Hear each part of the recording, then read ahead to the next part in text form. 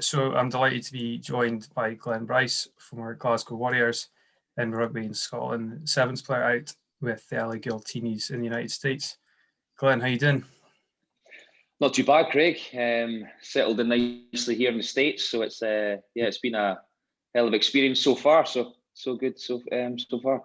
Good stuff. How have just want to talk about the LA Giltinis to start with. How have you guys been able to bond together as a team to start with? Because there'll be some players that you haven't met before in a different part of the world, so everyone's in the same boat. Maybe come to a new place. So how have you guys been able to bond? So I'm lucky enough to have two guys I've played with before, DTH and Ashy as well, Adam Ash. So it's good to have some buddies there. But we went to Hawaii for a pre-season camp, and that was the first time me meeting all the boys and stuff and the coaches. So we actually kind of went there to kind of gel more as a team. We all stayed in apartments and stuff, so we're living together. Yeah. Once we're outside of the rugby and the training field, we're getting to know each other. Having team barbecues next to the sea, watching the whale watching, and just trying to gel as much as a team. And then on the field, just getting to know each other as players and what works for them and what keeps them ticking, and just everybody's kind of learning their roles. Sure. So it's a simple game of rugby, but it's just different terminology. So the calls I had at Glasgow are just the same here, but they've just got different names. So everyone's just getting used to the names and the terminology of our attack and defence. So yeah, but it was quite low chill. We didn't have much meetings and stuff. It was just more kind of just like everybody just relationship building.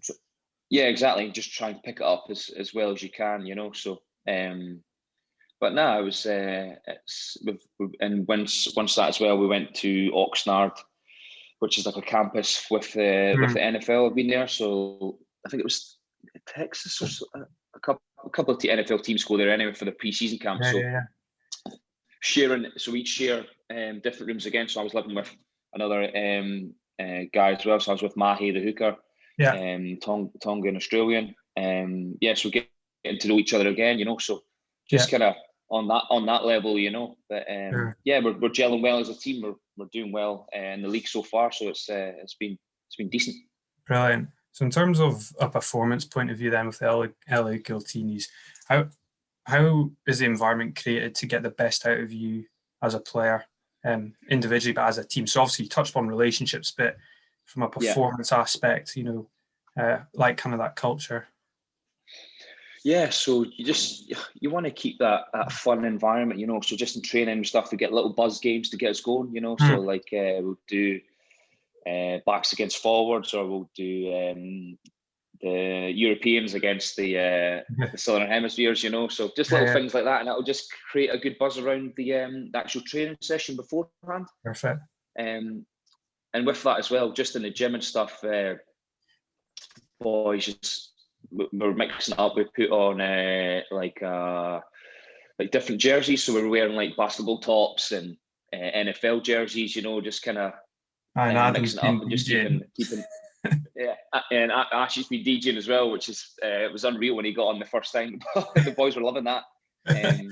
But now just kind of creating that, that kind of team buzz around the environment, and it's just a little simple things like that, kind of goes a long way in the rugby, So you don't want to wear the same stuff, you don't want it to be like regimental, like being in the army and stuff like that. Obviously they go there for different things, but for rugby, you've got to keep that fun aspect with it.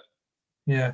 Is that probably one of the biggest differences you maybe noticed then between your time with Glasgow Warriors, and obviously you have Dave Rennie, who was very on the ball, but also you were briefly at Edinburgh as well.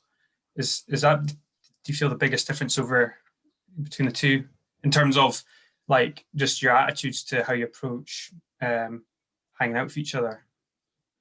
Yeah, so like obviously I'm coming over here, I'm on my own, so I've not got any family or that at all over here or that. So I'm coming out my comfort zone, I'm meeting up with the different lads in the teams, so we're kind of go for coffees and stuff, so it's just we're all kind of helping each other out, boys are helping people move into their flats and stuff, so But with that, with the detail and stuff, it's just just keeping that. I would say just keeping that balance right. So with me now, I'm motivated for off the field now. I'm trying to set myself up for life after rugby as well. So I've not been really proactive with that when I was back in Scotland. I was kind of more. I was like rugby. While I'm here, I want to have a more focus on trying to transition out of rugby as well. So I'm working on that aspect. So with that, boys who've got contacts over here, I'm trying to tap into them to help me out and stuff. So definitely. No, it's good to, obviously, since you've come over to the States, it's a big kind of chapter in your life, also personally, but with your rugby as well. But can I just touch in upon your sevens career? Like, could you just give us an insight? So, what is about the sevens game that you love so much compared to 15?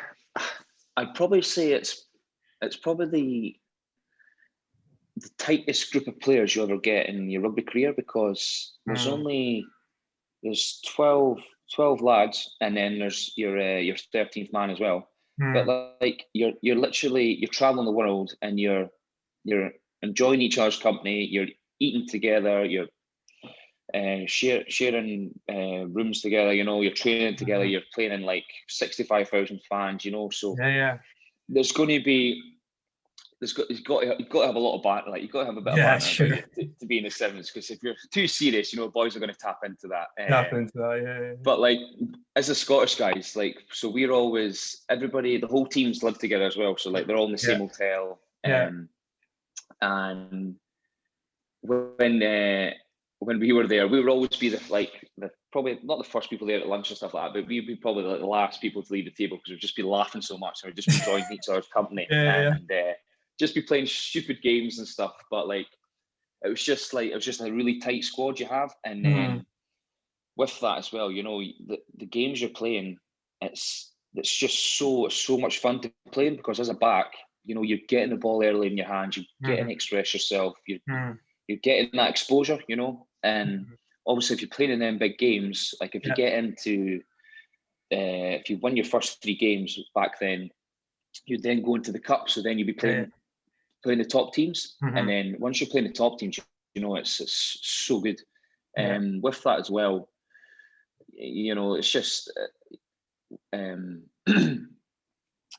you say, like, traveling the world as well, you get to see some cool places, and on your day off, even though it's hard going the training stuff, you kind of want to go out and we go on a bean hunt. So it's like an app called the Bean Hunter app, and you just, Scott Riddell, he would always kind of get on the Bean Hunt app. So he would find the best coffee spots, and then we'd go there to find the best flat whites and stuff. So we'd all go as a team and stuff, and play cards and bit of asshole and stuff. So but now this sevens is a lot of fun as well. And with that as well, I'd say coming back into 15s.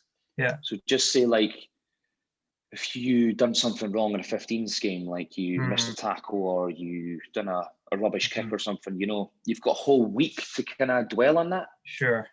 With the sevens, you've got literally 2 hours to play the next game, so you can put it right. And that, I would say, that was probably the best thing about the sevens, because you've got a clean slate and you can go back at it again. But with the 15s aspect, you've got a whole week to train, you've got to do all your prep and stuff like that. And then if you didn't have the best of games, you're like a bit annoyed and a bit frustrated, but with the sevens, you're like, nah, let's go, boys, back in here in 2 hours. Let's get the puggy up, and let's get another win, and on your performance as well, you want to put what you've done wrong, right in the next game. And obviously that'll take a lot of mental resilience, and just that kind of positive environment to keep going with that. So touching upon Twickenham, obviously that was a memorable moment for Scottish rugby history, but and with the sevens team, could you just give us an insight into when there was just that game in general, the build up to it? What was the chat? Because previously Scotland, they haven't won a cup. They'd won the bowl or the plate. So what was the chat, and how did you guys effectively stay calm enough to just get the job done? Like I said, like, it was just, I would say it's a gelling off the team. off the field. Sorry, we're just like we're enjoying each other's company, and we were Yeah. working hard for each other, and everybody had each other's back in that team. Sure. And with that coming to Twickenham, the SRU were going to cut the sevens program then. Yeah, remember that. So for us, that meant a hell of a lot to us, because with me, I hadn't put on the physical jersey since under 20 level and stuff, so you play for your country, like there's not many better things than, representing your country, so for that, we took that really personal. But we didn't let us affect us on the field, Sure, yeah. And with the games, we just kept clicking and clicking and clicking, and we're coming off the field and we were singing, after each game, tunes on, like everybody buzzing around, like, and then back up to reassess the games and stuff like that. But like, I never had any doubt in my mind we would ever lose that final, even when I think we were basically a try down to win it. But I still didn't have any doubt, and they restarted to me as well. And I was the one, so I didn't even think about, oh shit, am I going to drop this or not? I didn't have any doubt in my mind. Yeah. Caught the ball, and then we just went up the field, and I was actually really far from Dougie Fife so like I was outside him, so I was just going to go hands to the width, and because I was too far away, if he dummied, I was like, oh no, I'm too far away from him to clean him out or to get the pass. But when he dummied me, I was like, no, Dougie, and then he managed to get through, and I was just like, yes. Absolutely buzzing. But that's one of the experiences I'll never forget, and just singing the anthem and stuff, for sure. And my family were down as well, so like it couldn't have been a better tournament for them as well off the field. But sure, I just we didn't have any doubt in our mind about losing the game, and our mentality there was pretty ruthless. Like we were very hard on ourselves off the field, but we respected each other, and we we gelled as a team off the field, so sure. No, so like obviously that's such a high moment for Scotland, but also for you in your career. It's maybe not always been like that, though, I'm sure, in anyone's career. Would you mind just talking about a moment in your career that has been challenging, and essentially how you've overcome that, or how you overcame that? Yeah, so I would say time in my career, probably when I was with Glasgow, and then I signed for Edinburgh for 2 seasons. And then with them 2 seasons, things didn't go as planned as what I hoped for. Had pretty high aspirations to kick on and stuff. So things never worked out. And I finished my second season at Edinburgh, and I was just kind of over rugby. I was just like, I'm sick of beating myself up. I'm just, I haven't played that much. And I was just like, this is not for me anymore. I'm just sick of feeling this way. I feel like I'm a positive guy. Like I'm always up for the laugh. I'm the guy in the gym who's dancing about and always having a laugh and joking around. And then John DL, who's now forwards coach at Scotland, was saying, look, come back into sevens. I know you really enjoy that. And I was just like, jumped an opportunity. I was just like, I know I love sevens because the aspect of the game when you can just, there is obviously pressure because it's professional rugby, but there's more. There's only 7 in the field, and there's more. You get your hands on the ball a lot more, so you get that confidence each game, And with that, I jumped on that opportunity, and I didn't think about going back into 15s at all. I was just like, nope. Signed my 2 years with the sevens. I was like, yep, I'm committing to sevens. I want to do well back in the Scotland jersey. And there's a good bunch of boys as well, which I enjoyed. And my confidence was just getting better and better because I was actually enjoying myself. I was actually enjoying my rugby again. And that aspect is like, everybody says that when you enjoy your rugby and you enjoy outside of rugby, you play your best. So with that, back then, I got played in Vancouver tournament, and I just had when things just go really well for you, like a pass goes off, like tackling well, you're breaking tackles, you know, Yeah. you're scoring tries, you know, everything was just clicking, you know, and I Yeah. just felt really good. And then end up I didn't even like think about looking at because it's like a DHL impact player. So like boys are like, oh Bryce, you're doing well and stuff like that. I was like, oh, like that. I'm not bothered, you know. I'm just You're just like enjoying the moment and I'm just experience. enjoying Kind of I'm just enjoying my confidence. rugby, you Yeah. know. Like I'm really enjoying my rugby and I'm enjoying everything about it, you know. Yeah. I then ended up getting DHL impact player of that tournament, you know, and from being where I was, you know, when I was at Edinburgh stuff, you know, I was just like down in the dumps, you know, just over rugby at all, you know, just things weren't going well, you know, but I was probably just feeling sorry for myself as well. Sure. I was just lacking motivation. And then, yeah, so that got that at that tournament, you know, which I didn't expect to get at all, you know, and it's just, like everybody said, like, it's just, you know, it was a good confidence boost as well to get that, you know, even though like, but the biggest thing for me was working hard for the players in that group, you know. So we had a tough group, and we had Canada the second day in the tournament, and it was their home tournament. Yeah. And we lost all 3 games. The first day, we narrowly got beat off South Africa and New Zealand by a try, I think. And we played Canada, and like we just knew we had to dig deep and get that game, and we won that game, and then we ended up winning the actual plate. But yeah, that was just kind of a transition from, you know, just kind of getting the confidence back up for myself, you know, and then the following year, you know, Dave Rennie was looking at me and he wanted me back into Glasgow, you know, and I was kind of in two minds, you know, like, well, I know how 15s went for me before, you know, I was always kind of thinking that. And I was just like, let's go for it. I'll put my eggs all in one basket and just went for it, you know. Yeah. So it does sound like, so from your instance, a lot of players, you know, when they're trying to improve performance, they might have goals, you know, there might be goal setting, or I need to score X amount of tries this season, need to get X amount of appearances. But it sounds like for you, it was, I've got to just be present in the moment and enjoy where I am, enjoy my rugby. Do you think that was the main reason to probably where you're in the States right now, if you think about it? Like I would say so. Yeah, that was the start of it.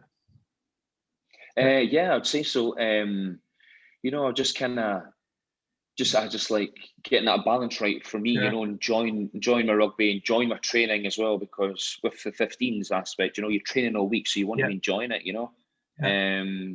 So I would agree with that. Yeah.